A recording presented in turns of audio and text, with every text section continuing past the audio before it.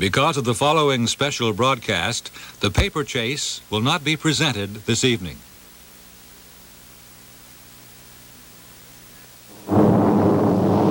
This is the last alerting announcement from Supreme Headquarters, Allied Expeditionary Force.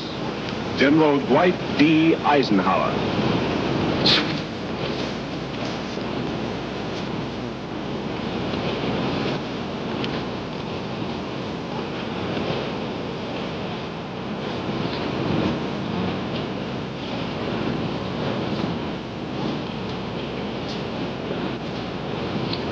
In company with our brave allies and brothers in arms on other fronts, you will bring about the destruction of the German war machine, the elimination of Nazi tyranny over the oppressed peoples of Europe, and security for ourselves in a free world. Your task will not be an easy one. Your enemy is well-trained, well-equipped, and battle-hardened. He will fight savagely. I have full confidence in your courage, devotion to duty, and skill in battle. We will accept nothing less than full victory. Good luck, and let us all beseech the blessing of Almighty God upon this great and noble undertaking.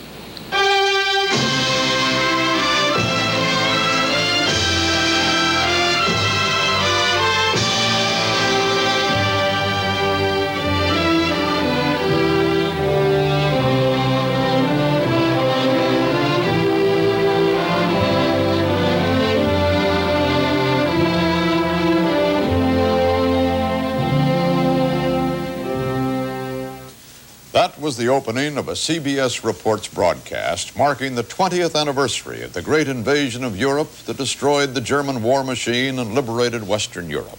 General Dwight D. Eisenhower, the Allied Supreme Commander, returned with us to walk the beaches and the battlefields of Normandy, to describe in his own words how the invasion had been executed. This is the eve of the 35th anniversary of D-Day, and we are rebroadcasting the highlights of that visit to Normandy 15 years ago.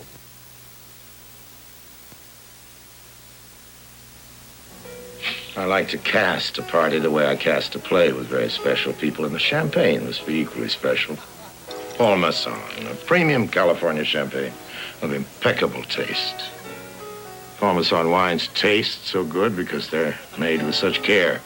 Old Paul Masson himself said it nearly a century ago. We will sell no wine before it's time.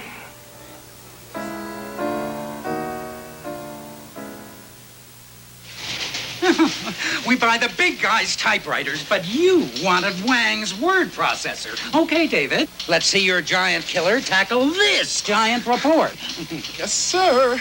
With the Wang word processor, your secretary can store 4,000 pages, then retrieve, correct, rearrange, and retype them faster than ever. Sir, your giant report, thanks to Wang. Wang! They are giant killers! Maxwell House's coffee you can count on. Maxwell House, good to the last drop. Maxwell House is good taste. Maxwell House is good feeling. Good to the last drop. Maxwell House. Maxwell House, coffee you can count on. Always smells good, always tastes good, always good to the last drop. Maxwell House is good friend. Good to the last drop. Maxwell House.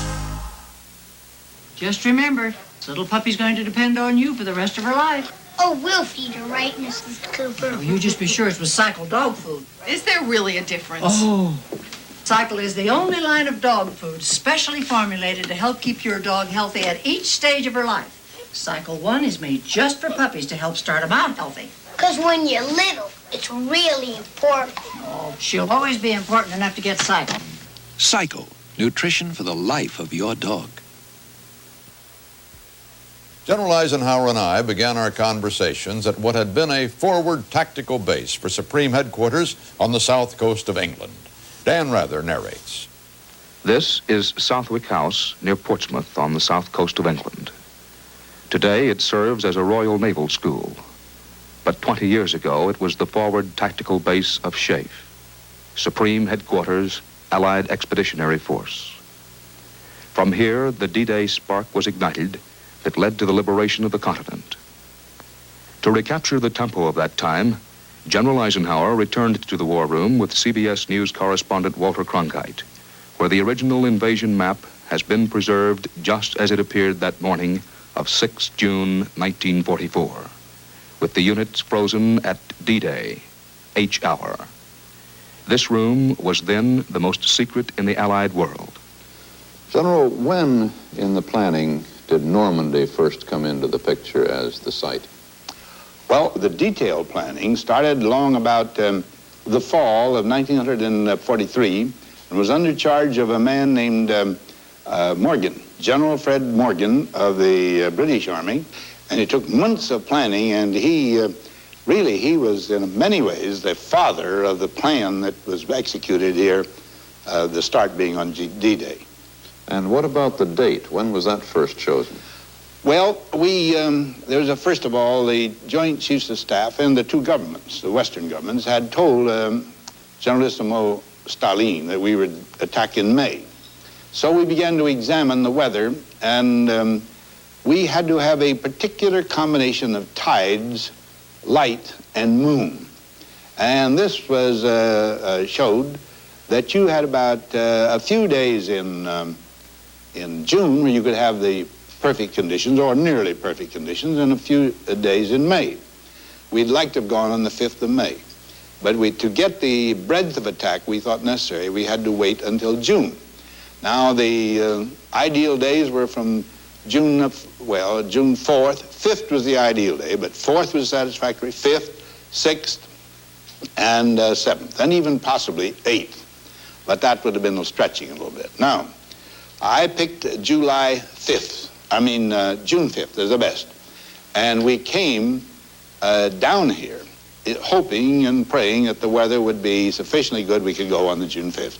Well, General Eisenhower, June 4th was the day when you had to make the decision to go on June the 5th. That is correct. What happened on that day, June 4th? Early on the morning of June 4th, I came from my camp about a mile from here, came into this room.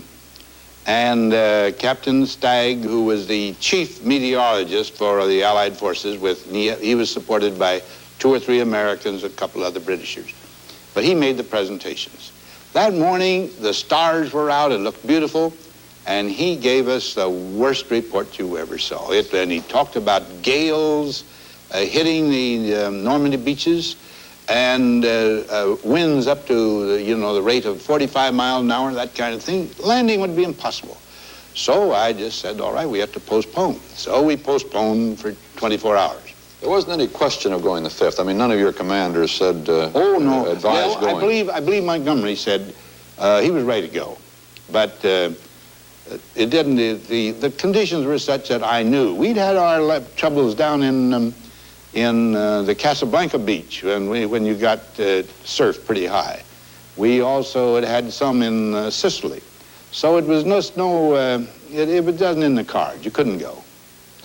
So you stood down on the 4th. That's right, and that was and the weather when we did that looked so lovely. But in the morning of the 5th, Walter, here's the big thing. Morning of the 5th, I came over here. The weather was terrible. This house was shaking. Now, this, you said, well, there's no use almost of looking at this thing again, but this one thing about it, it certainly increased my confidence in Captain Stagg and his crowd, because 24 hours earlier, when it looked so nice, they said, this is what you're going to have, and we had it. Oh, it was really storming. General Eisenhower, who was here with you? Well, first of all, it was my Chief of Staff, General Smith, an American.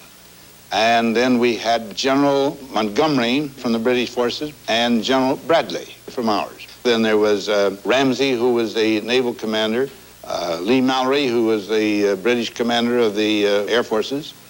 My deputy was Tedder, and all those people were here. And there wasn't too much talk. We listened, and all of us had heard this, time and again, because you remember, we had made practice runs. We'd had Captain Stagg and his group before us, certainly before me, for twice a day for some days to just see how this thing worked out. Because we'd always have the proof 2 days later, you see. And he had told us the evening before, we might have a little bit of improvement in this weather next day. And We talked that over. That was about 10 o'clock on the night of June the 4th. We talked it over and we chatted around here maybe for a half hour. But the next morning, when he came in, sort of a little grin on his face, he didn't laugh too much, but he was a fine man. And he said, well, now I'll give you some good news. And then he told us about this high that got in here and gave us some hope. And he, as I remember, he predicted this good weather would last between 24 and 36 hours. Now, that wasn't too good because you could get so many troops ashore and then have to stop landing, and it would be pretty bad. But we were trying for these, these artificial ports, and we hoped that with this break, we could do it. It was still a chancy thing.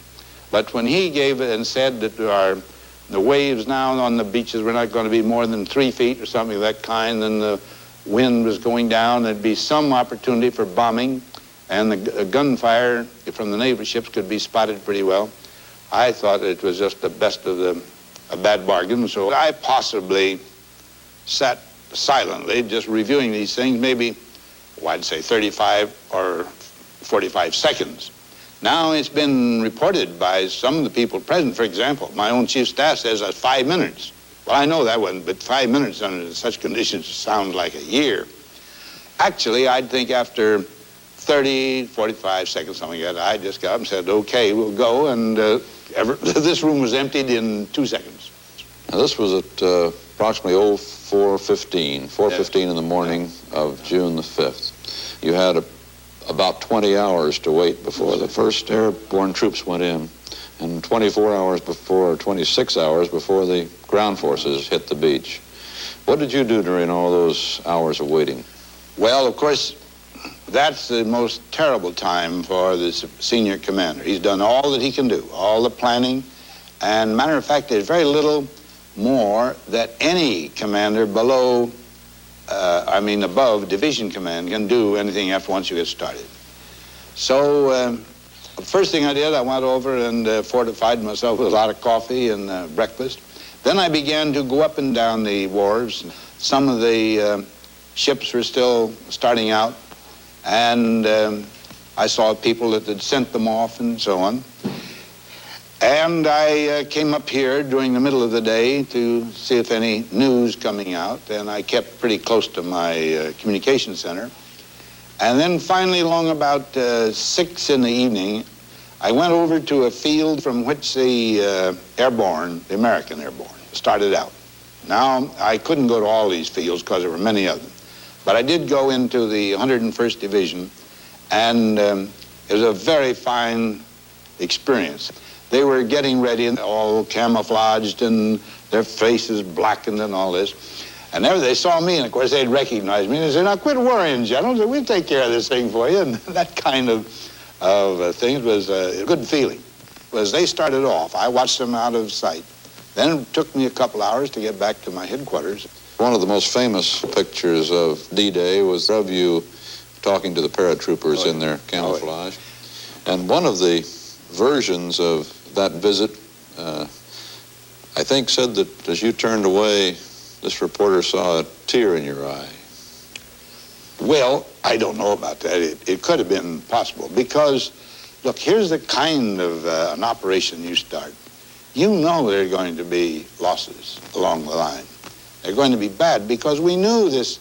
They were mobile troops, German troops in that area. There was all sorts of flak, they call, anti-aircraft stuff. And there could easily have been fighters coming into these helpless troop carriers. It's I would think, if a man didn't show a bit of emotion, it would show that he probably was a little bit inhuman. And goodness knows, those fellows meant a lot to me. And you just had to make these decisions on the bay when you're in war. I'm going to do something that will be to my country's advantage for the least cost. You can't say without cost. You know they're going to lose. Well, now, in the selection of Normandy as opposed to the Pas-de-Calais area where the crossing was much shorter and so forth, was the surprise element of Normandy the principal factor in making that decision, or were there other factors? Well, yes, that was one. Although, strangely enough, Hitler, with all his intuition, did have one good guess. But he never thought it was good enough that he would order the main defense to be made in Normandy. We knew, of course, you could not keep the Germans from knowing that great things were afoot. We had to try to surprise him on location and timing. And then timing, not only in the general timing, but if possible, in the time of day. In any way that you would surprise him, that was all to our benefit. General Eisenhower, what was your greatest concern on D-Day? What worried you most? Well, more than anything else, the airdrop, particularly the airdrop in the Cotentin Peninsula. We thought that it was necessary because here is the Utah beach down here, right here, really is where the landing spot.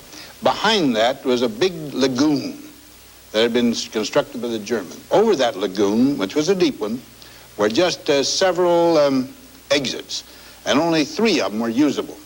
Now, we felt, unless we had some of the paratroopers to come and get the exits of that lagoon, these people here might be pinned down, and then Bosch artillery and mortars and so on just pound them to pieces, and the thing would be done, just no good. This attack, first of all, was just going to be this. Now we wanted to widen it to get this in here and to get Cherbourg more quickly and to spread the defenses. Well, Air Chief Marshal Lee Mallory, very courageous man, had made up his mind that this area in here, which had been reinforced with mobile troops and which had a lot of flak, and particularly along the coastlines, would just be probably too tough for the the paratroopers to get in there. But we had done the best we could, and with General Bradley and General Ridgway being the senior paratrooper of the Americans, we decided that it ought to go on anyway, and we needed to go on if we were going to have this attack go in. Well, Lee Mallory accepted it for the moment, but he came back, and he was so sure we were making a bad error that about a day or two before the attack, he came to see me down in my camp down here. And he was really earnest in his recommendations. We must not do it. Well, I went back to my trailer by myself and refused. There was no use for any more experts on this thing.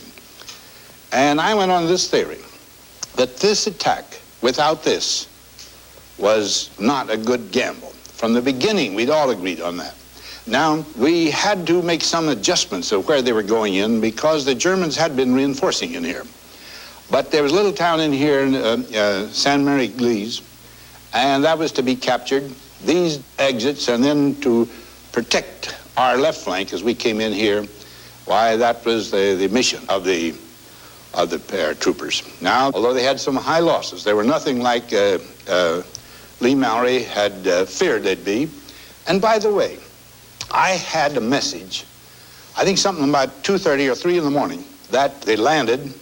And when he found out things were going pretty well, very early in the morning, he called me up, and you never heard a man so enthusiastic. Oh, he said, "I'm sorry I made your burden stronger." He really was a top-flight fellow. Unfortunately, he was killed before the war was over.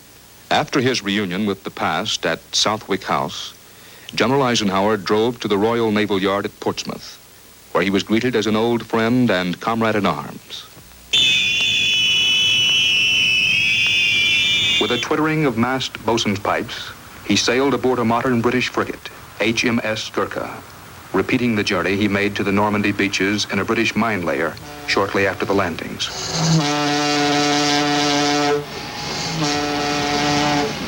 General, this harbor of Portsmouth must have been absolutely crammed with ships on that morning. Oh, it was. I came on down here both on June the 5th and then June the 6th. Some of the follow-up people were still here, but on June 5th, it was jammed. And you see, the ship was delayed, and so on these ships were all crowded. I came in here and talked to the men, and we had, I told them it'd be all right. That's all you could say. but it was an awful letdown. They'd been crowded on the ship already for some hours. With the prayers of all the Allied world, the invasion forces surged through the choppy waters of the English Channel, led by a succession of minesweepers, flying barrage balloons, flanked by PT boats. They carved a path through the German minefields to their appointed stations on the coast of France. Now, 20 years later, as General Eisenhower scanned the Norman coast, he explained the difficulties of guiding the right units to the right places in the pre-dawn darkness. You see, we'd put our minesweepers in here to make sure that when we came in that we weren't going to be hurt and damaged by the mines. So we had all these minesweepers out ahead of us. That's part of it. And here on this flat flank where the British were coming in, they did a very fine thing. They had to guide these small boats in. When you come out 2 or 3, 4 miles, of course, you can easily get lost in the dark and with very few landmarks. They put in these little bits of tiny submarines which had to lay on the bottom during the day that the postponement taking place. But they came up when they knew the invasion was coming in. And they used lights to the stern, you know, or shielded lights, radio, and even visual flags to help these people get right into the right place. And over here, where the currents were so bad, this was very difficult over on the American beaches, and we had a great deal of trouble getting into the right places. As a matter of fact, we didn't get into the right places often. But the men themselves took charge a great deal. But there's no question, over in this one beach where all the fight took place, the naval gun support became finally the decisive factor. It was just absolutely superb. Point de Hoc is almost midway between the beaches of Omaha and Utah, the assigned targets of the American forces on D-Day. Here, protected by formidable 100-foot cliffs, German heavy coastal guns had been emplaced. Now, the craters left by intensive Allied bombing still show the efforts made to knock them out before the invasion began. Standing on the almost impregnable cliff, General Eisenhower talked about the daring attack on Point de Hoc. Well, this actually was sort of an isolated but a very dramatic phase of the operation. Right on back of where we are now, there had been spotted 5 large guns, and they were situated very well to shoot into the assembly areas where our unarmed transports would be unloading into the infantry and the small boats and so on, getting them in. These guns, though, could shoot 20,000 yards either way, and they were thought to be very, very dangerous, and that for naval bombardment, to take these fortified guns, you might say, and destroy them would be pretty much of a miracle if you could do that very quickly. So they worked out this Ranger program, and these Rangers, you know, are especially trained people. They're very hardy fellows, and they can do anything: mountains, swimming, swamps, everything. So they set 3 battalions, 3 companies, the 2nd Ranger Battalion, to come up here as sort of an isolated part of the operation. I think somebody back at headquarters said when this operation was first described to the operations people, he looked with horror at them and said, why, 3 old ladies with brooms could sweep the Rangers off that cliff. Of course, the German had to look at a number of places. He didn't know exactly where the people were coming up. Now, what they did, they had different types of mortar that shot big grapnel hooks up here, and they were fastened with chains, and they got up ladders and so on, and finally got up here and took this point. They weren't seen, and then they pulled up the ladder, and once one of them got up with an automatic rifle, he could drive the others away, you see, and in just a few minutes those fellows were up here because they were regular monkeys in climbing. There weren't very many Germans here because these big guns, which had been spotted and photographed, were hauled back about 1,200 yards into a woods or an orchard and concealed there. Well, the Rangers got that far and destroyed these guns. This was getting now toward afternoon, and the Germans began to counterattack. We came in here with about 225 Rangers. About 30 or 40 of them were killed or wounded in doing the climb up. And so they would say, whole 180 to start with. Well, they got these counterattacks and no one could help them. The other people were tied down there, and of course there was no one attacking here on this side. And they were under counterattack for several hours. It really held out for 2 days. And when they finally were rescued by the infantry coming along here on the 2nd Battalion of the 115th Infantry, 16th Infantry, there was 90 of them left. But they were still, as far as they were concerned, good shape, and they did their job. It was a very dramatic piece of personal courage, is what it was. We will continue with our rebroadcast of Eisenhower Returns to Normandy after these messages. Ace Hardware presents Suzanne Summers. Ace is the place with the helpful hardware man. He knows you need to fix things, he shows you how you can. His price is right on everything, and he's got your favorite brand. Ace is the place with the helpful hardware man. He's so helpful, yeah. Ace is the place with the helpful hardware man. Barbecues around here used to be just eating outdoors till Smokey Bear came along. That's Smokey Bear charcoal briquettes. The one that really smokes in that delicious outdoor barbecued taste that you can enjoy in every bite. And Smokey Bear charcoal starts faster and lasts longer than any charcoal that I've ever used. And that's a good thing. Look who just dropped in. Oh, what does he eat? Anything he wants. Hi. Try new Smokey Bear Husky brand charcoal briquettes. Call my wife, Harry. Isn't that her? Eisenhower Returns to Normandy will continue. Tuesday, CBS presents a story of terror. Red Alert. We've got a Code 9 emergency. Red Alert. A nuclear power plant out of control. Core temperatures at 1,800 degrees. A story as hot as today's headlines. The China Syndrome. Red Alert. Tuesday at 9, 8 Central and Mountain.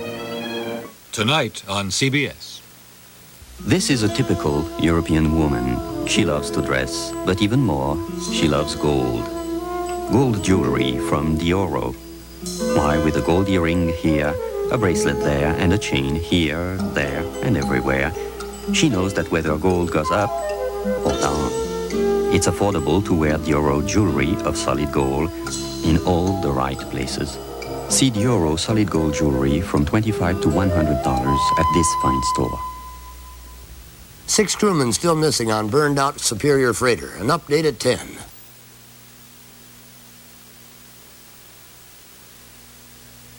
There's a car frozen in that block of ice, but when we chopped through the ice, the car started on the first try using Shell Fire and Ice motor oil. The same car tows a 30-ton crane through desert heat, but the engine is still protected by Shell Fire and Ice motor oil. Give your car's engine this year-round protection. Ask your Shell dealer for Shell Fire and Ice 10W40 motor oil. Shell Fire and Ice. Margaret Mitchell began writing Gone with the Wind in 1926, and she finished it 10 years later. The writing of a great book, or the making of a fine wine, takes time. Paul Masson's Emerald Dry, a delightful white wine. Paul Masson wines taste so good because they're made with such care. What was true nearly a century ago is still true today. Paul Masson will sell no wine before it's time.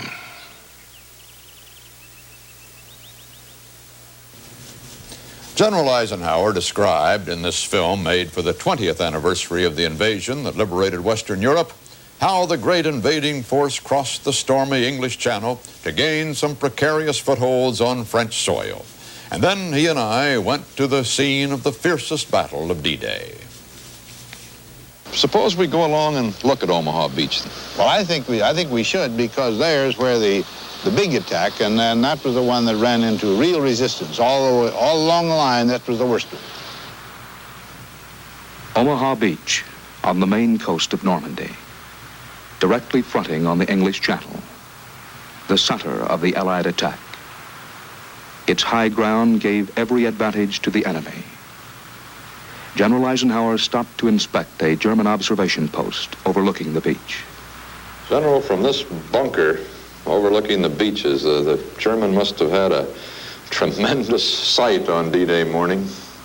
Yes, one German observation officer was supposed to have said, my goodness, I just looked out and seen all the ships that there are in the world out there. Probably the fog lifted a little bit, you know, and it came just as all of a sudden thing like on a screen. And it was just, it was unbelievable when you saw all of these things put together. General, from the German officers that you've talked to since the war and the memoirs you've read, what is your version of what happened back there at command headquarters when these fellows up here in the bunkers began calling back the reports? Well, of course, one of them was unbelief. Unbelief because of the weather.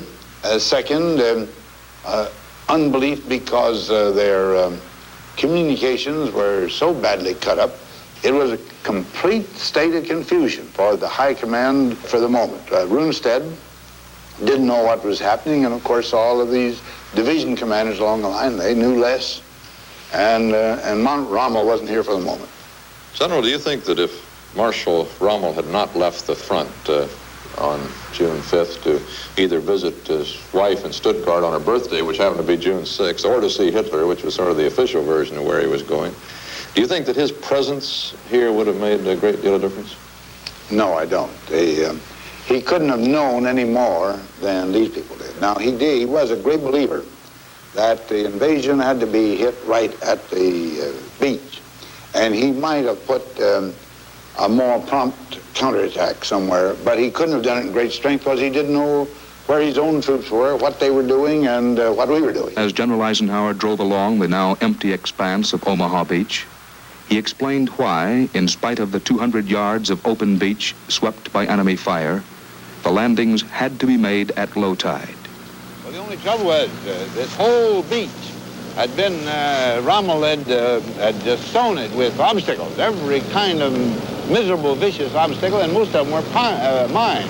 Therefore, if you'd have tried to come in here with these ships, we'd just all been blown up or had ourselves, stabbed in the bottom and sunk. And so we had to have this low tide in order to get at this business. And that's exactly what we figured.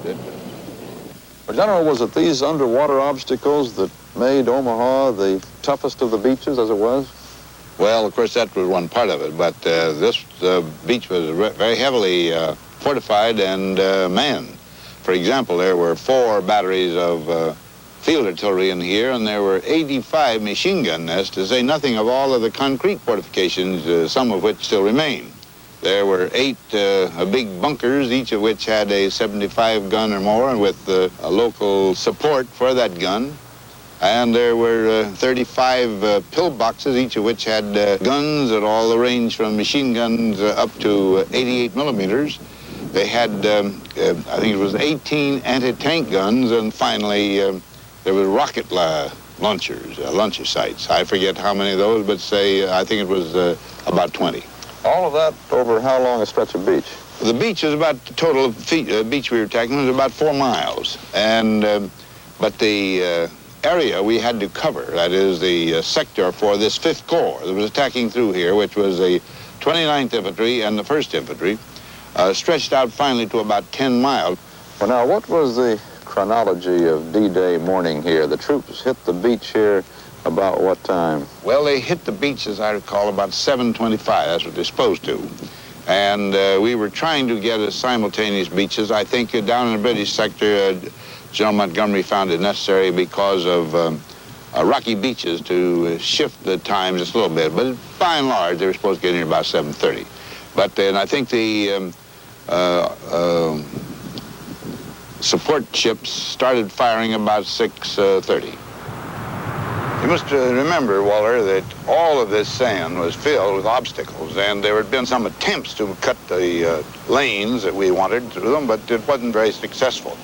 So out behind that, we were loading equipment and hoping to get it in. For example, the swimming tanks that we wanted to have to lead the attack. There were, out of one group of 28 of them, 20 of them were just turned over and drowned at the bottom of the ocean. Now, some of the men, fortunately, got out, but there's where they were. And of all the artillery, and I forget how many batteries, I think it was 3 battalions at least, we wanted to get in that day, we got in 1 battery. These guns just turned over in this rough weather, and there they were. So everything was gone wrong. It could go wrong.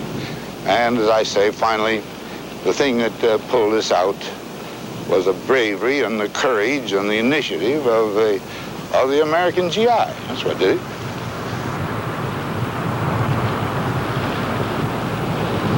During the course of the day, this beach got so plugged up that the beach master had to tell the new LCIs and LCTs coming in to circle. And they were sort of like milling cattle out there and still getting shot at. And it was just a really terrible situation in this sector.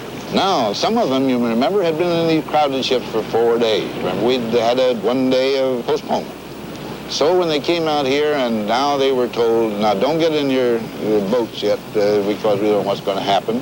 They were lying in those ships, and those that were in the small boats were even worse because they were getting seasick. And you know, any of us, we get seasick, we just lie down and cry for someone to come and help us out.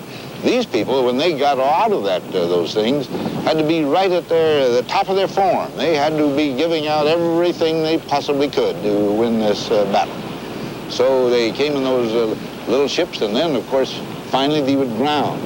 And now you had a long, broad space to come across here, and they had to come, had to wade, some of them, and because even LCTs and LCIs are not riding on top of the water, they're down in the water, couple feet. So they had to wade in, then begin the sprinting, further up here to get a place where they could begin shooting. I'll tell you, it was remarkable that they, under the conditions, they did this well. Now, sometimes they'd lie behind the vehicles that had been disabled, and they would get in little bunches, and then finally they got sick of that because the tide came in. You have a 22-foot tide, remember, and it comes up very quickly, so they were in danger of them drowning. So they got up here. They were under fire all the time, and finally some hardy soul just got up and said, come on, fellas, I'm sick of this, and let's try it. And we began to see these little individual acts of heroism, leadership coming to its very acme, you know, and the fellow starts off with that high ground up there, and you get 2 or 3 behind him, they get to become 20 and 30, and finally you've got some real power. And things begin to loosen up. Did you ever learn who was the man who finally said, let's get off these beaches and get in them? Well, there was no one here. You see, up until you can get communication with between companies to battalions and battalions to regiments and regiments to your division, there's not much a fellow can do. He doesn't know what's going on. It had to be the local commanders, the platoon leaders and the squad leaders. That was not a general battle, after all. We'd all done all the planning. We thought we had made the best plan that would save the most lives and get the most benefit out of it. But those are the people that had to do the job, and we must never forget that. It was just GI and his platoon and company and squad leaders. What were the losses here on Omaha Beach on D-Day? Well, of course, the first day you couldn't tell by counting the drowned, the killed, the wounded, and some missing. We had over 2,000 casualties on this beach, the Omaha Beach. And these youngsters coming in here paid this terrible price. And on this one beach alone, on that one day, it was quite heavy. It's hard to imagine, looking at this peaceful scene today, that 20 years ago, this beach was what you've just described. It's true. You go back and see these people out sailing in their pleasure boats, and you see them all along here. And the people, they've been swimming, all sorts of taking advantage of the nice weather and the lovely beach. The morning I came over here, it was just unbelievable. The material. I all used to think of it in the man-hours, the people, the wealth of the nations that is poured forth. It is almost unreal to look at it today. Everything, the horizon is peaceful, and outside there it's vacant, and there's no smoke and fire and all the rest of it. On the left of the Allied line, the British, Canadian, and Free French divisions landed. Gold, Juno, and Sword beaches were their code names. The Norman resort town of Arromanches was a key sector. A vital artificial harbor, called Mulberry, was established here to funnel the supplies of war to the invading armies. Now, almost 20 years later, through a spindrift of rain and haze, parts of the old Mulberry could still be seen sticking out of the water as General Eisenhower talked of invasion logistics. Well, you know, there's something that armies and navies have known for centuries. When you have a major invasion on a hostile shore, you have to capture a major port very soon. Well, now, one thing that we were quite sure, that while we might capture either Cherbourg or something of that kind, was what we were shooting for, it would probably be destroyed pretty badly, and in the meantime, we were going to need a lot of heavy equipment. And moreover, the English Channel is notorious for its foul weather and uncertain weather. And so it just seemed to be in the cards that we had to do something very soon and very radical. And as far back as 1942, Admiral Mountbatten happened to say to me that, well, you won't have a port, but you will have to make one. Well, this sounded to me rather fantastic. But actually, somewhere in early 43, the British particularly began to think of this problem very seriously. And the Prime Minister interested himself in it. And so they conceived this idea of building artificial harbors, too. One for the American side over on the west, and the other one for the British here in front of Arromanches. Now, this one, of course, turned out to be very successful, and you see the remains of it all the way around. And that was roughly 7 miles from this end all around through that whole file of breakwaters that they built out there. The Prime Minister himself told me that with almost 50,000 men that were working on this one problem alone, over that, workmen and managers and everybody else. And I think thousands of tons of steel, and I can't tell you how many, probably 700,000 or 800,000 tons of cement in these harbors. So it was just a major project in itself. The breakwaters were made up of several parts. One was sinking ships first to get started. General, that was deliberate sinking of ships that had been assigned to the task of coming over here and forming the first breakwater. No, it was ships that had been allotted for this. There were some old battleships even, and big freighters that largely outlived their usefulness. We didn't take the new ones, but we did put some big ones in there. And it was a very impressive sight as long as you could see it there. And then this big breakwater was made of the concrete blocks that we call phoenixes. They were built so you could float them over here, then sink them onto this rock formation of the beach. And finally, then they built piers that went up with it and down with the tide, which is very high here, you know, 21 feet, something like that. And they had to have flexible bridges. So the whole thing was a very masterly conception, and the actual completion of the thing was almost miraculous. General, in those days, beginning June 7th, when you made your first reconnaissance in the boat, how often did you come over?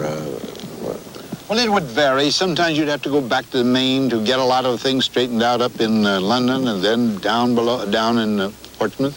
Now, I remember I came right back on the 12th because General Marshall came over. And remember, I took him and Admiral King and General Arnold ashore, and then with Bradley, we went all around. And things, of course, were pretty well tidied up. We were going pretty well toward Cherbourg now. Then from there on, I kept going back by plane or by ship whenever I get time to do it. And then about early July, I told them I thought we were getting room. I could put my little tent camp over here on this side. And but before the end of July, I was living over here most of the time.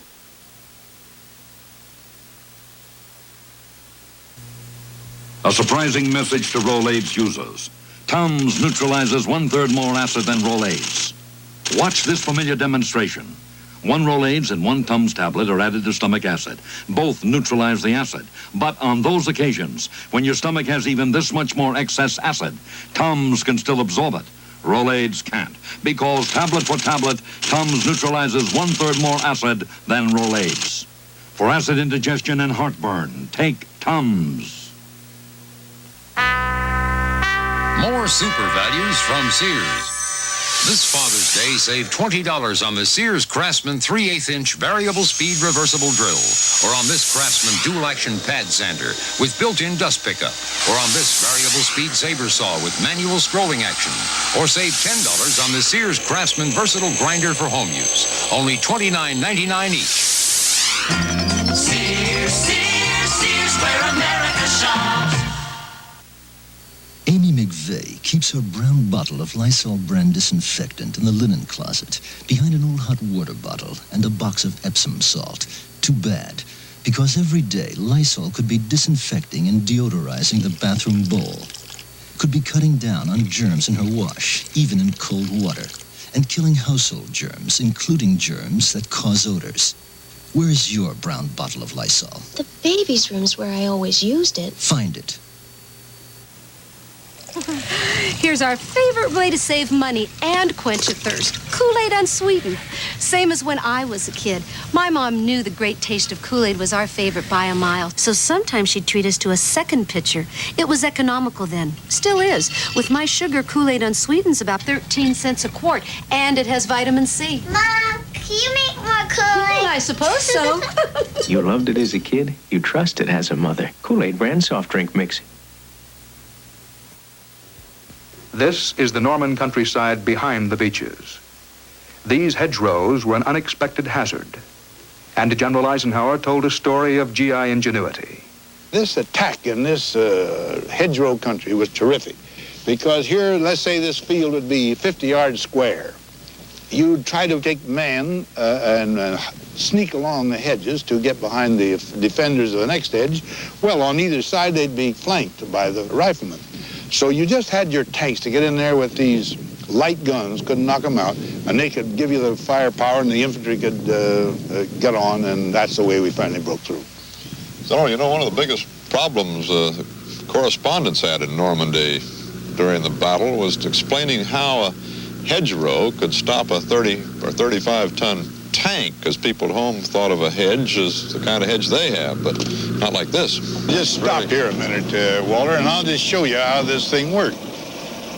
Here's the hedgerow, and it's not really a hedge, it's a bank of earth. And frequently this is 4 feet thick, 5 feet thick, and often 4 feet tall, and the hedge grows right out of that thing. So that your tank, it can go through the hedge all right, but when it does, it bellies up, you see, and its guns are pointing straight into the sky, and so the fellow's anti-tank guns can just go right through that soft underside of the tank and just put you out of action. Now, the problem had bothered us for some weeks, and finally a little sergeant in an ordnance department, his name was Cullen, and he had an idea. All it was in the world was to take a tank and with welding a bar on there, they welded then little plows, you might call them, snouts. Actually, we found the steel for it down on the beaches where the Germans had made these beach obstacles down there. We took that steel, welded little plows, you might call them. They just cut off this bank as you went into it, and this kept your tank right square level, guns blazing when the next hedgerow, which is only 50 yards away, and on top of that, you really carried some of your own camouflage with you as you went through the thing. This idea very quickly got into the very top echelon, to General Bradley, to be specific. He took a look at this man's homemade model, and he just went ecstatic, proving that the Army brass is not always just Colonel Blimps. Now, this was before we made our breakout on July 25th and captured St. Lo. And I think for the assault battalions, at least, we had 2 out of every 3 tanks had these things on. And this thing was really a godsend to us, and By the way, Sergeant Cullen later lost a leg in the war and was invalided home. Why didn't our intelligence tell us about this hedgerow problem so we could prepare in advance for it? Well, because no one had ever before really had tried to attack through these hedgerows, and no one had thought of it. And remember this, we didn't expect to make a blitz down through these things anyway. On the left of the whole line, we expected that the British Army would be down in the high ground below, or the open ground behind Falaise. This would make it easier for us to get down to Saint-Lô, and it was only then we were going to start our wheel to the Seine, to the left, you see. Well, actually, what happened, because of the tremendous defense the Germans put in around Caen, we finally had to start from way back at Saint-Lô and swing from there. But then that swinging around movement with just a whole effort to capture the German 7th Army sprung up from the fact that they didn't want to give up that line, so they began to attack right into our hinge. And that gave us a big opportunity, and Bradley, I think, probably thought of the idea first and said, let's swing in closer and capture these fellows right here. And we won't have to fight them on the Seine. And I said, you go right ahead, that's fine. And as we closed these armies, one on the other, the British on the north and the American coming around from the right, the Germans tried to get out. And, of course, we brought to bear all of our air, all of our machine gun fire and artillery. And, you know, the soldiers began to speak of that as a great killing ground. I think the battle ended, as I recall, about August 16th or 17th, and I went in there about 2 or 3 days later. And doing all the acres and acres, it was just nothing but dead. And the scene was even more terrible because of the fact that Germany were using a great deal of horse-drawn artillery. And whole teams would just have been killed by the same shell burst from just laying flat there with their guns. And honestly, you could have walked a quarter of a mile without ever stepping on ground. It was a horrible scene. And it was the end of the Normandy campaign. From then on, it was exploitation right up to the Rhine, almost, or up to the borders of Germany. The American cemetery at Saint-Laurent on the sea, overlooking Omaha Beach in Normandy.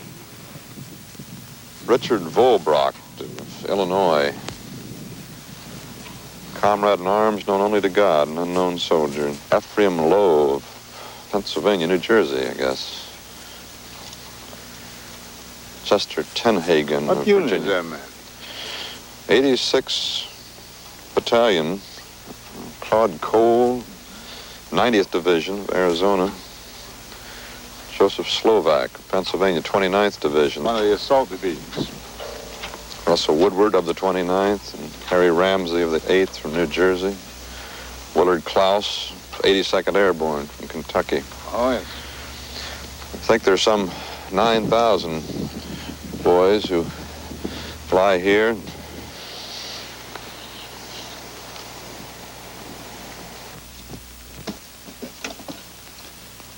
Walter, this D-Day has a very special meaning for me, and I'm not referring merely to the anxieties of the day, the anxieties that were a natural part of sending in an invasion where you knew that many hundreds of boys were going to give their lives or be maimed forever.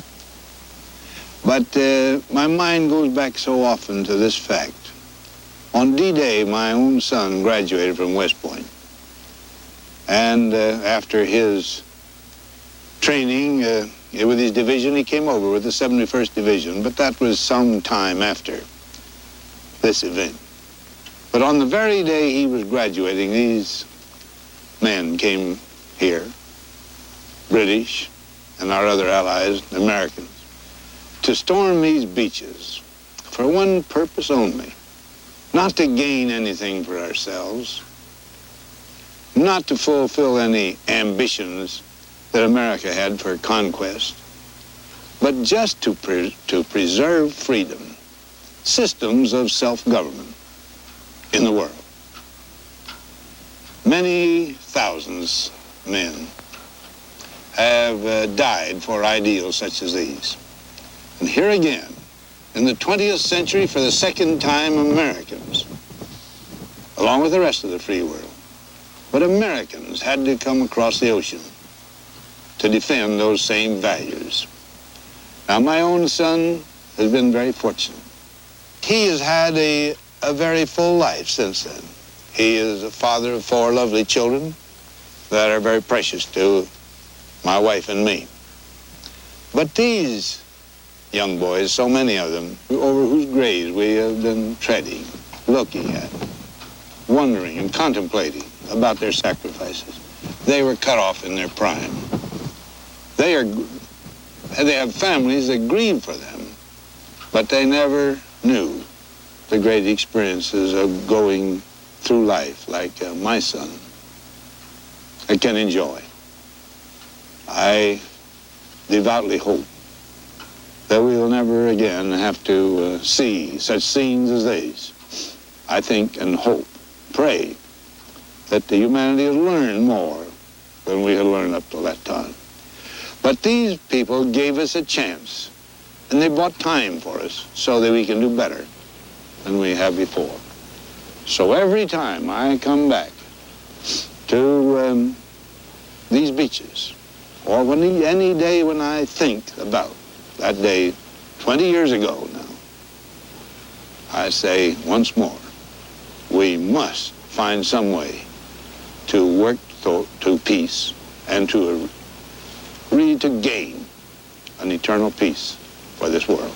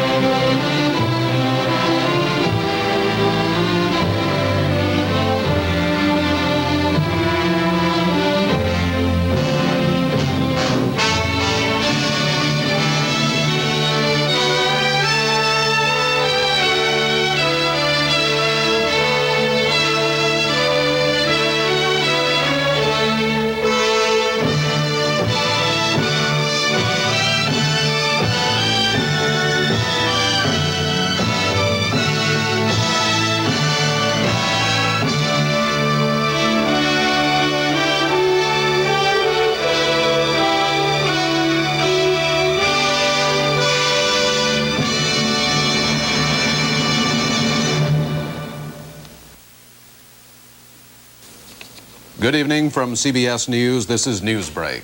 A federal judge has ordered all DC-10s grounded, but a rehearing on the order will be held tomorrow morning. And meantime, this evening, the FAA is seeking court permission to keep the planes flying at least until tomorrow morning. In Chicago, another body was found, an unidentified man killed on the ground in the nation's worst airline crash. The toll now 275. The Supreme Court has upheld the special preference given veterans in filling state civil service jobs. It was a defeat for the women's movement. A study of the nation's major toll roads indicates toll receipts are off, especially on weekends. The good taste of Michelob Light. Don't just compare it to other light beers. Compare it to your regular beer. It's that good. Yeah. I'm Morton Dean, CBS News, New York. More news later on this CBS station. This is CBS. You know, ever since I came home to Minnesota, I've been hearing how the Twins are hurting without Carew. Well, don't count on it. Guys like Eriks and Goltz and Marshall have given us some of the best pitching we've had in years. And new guys like Landreau and Jackson have already helped us. And Roy Smalley's become a star. Sure, a lot of people have written us off. That's okay. Right, because now we've got something to prove. Tell them like it is, Coos. Right. The Minnesota Twins. This year, we've got something to prove. Whatever you are drinking, America, drop it. Pick up Keller Geister, the light white wine that made many Germans drop everything, even beer. Drop your drink, come on and drop your drink. For Keller Geister. Keller Geister is the largest selling wine in Germany. It's delicious, ice cold, mit food und without. Drop your drink, come on and drop your drink. For Keller Geister. Pick up a bottle. WCCO Television, Minneapolis, St. Paul.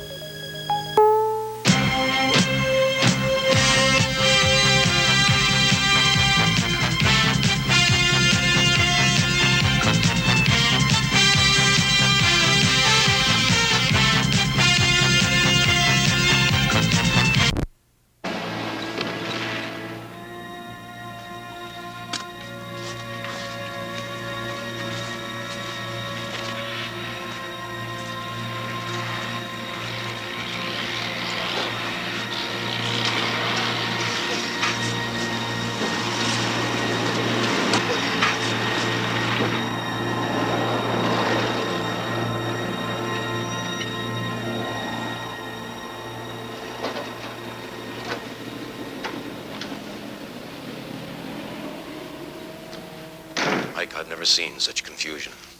The Nazis are using U.S. equipment and uniforms. They got a hold of a bunch of krauts, probably escaped from Brooklyn, speaking perfect English. Who speaks perfect English in Brooklyn? Well, you know what I mean. Hell, they're cutting telephone lines and turning signs around, spooking whole divisions, shoving a bulge into our line. Yes, that's what the newspaper chaps already started to call it, the Battle of the Bulge. Yeah, this is no penty-ante game, Mike.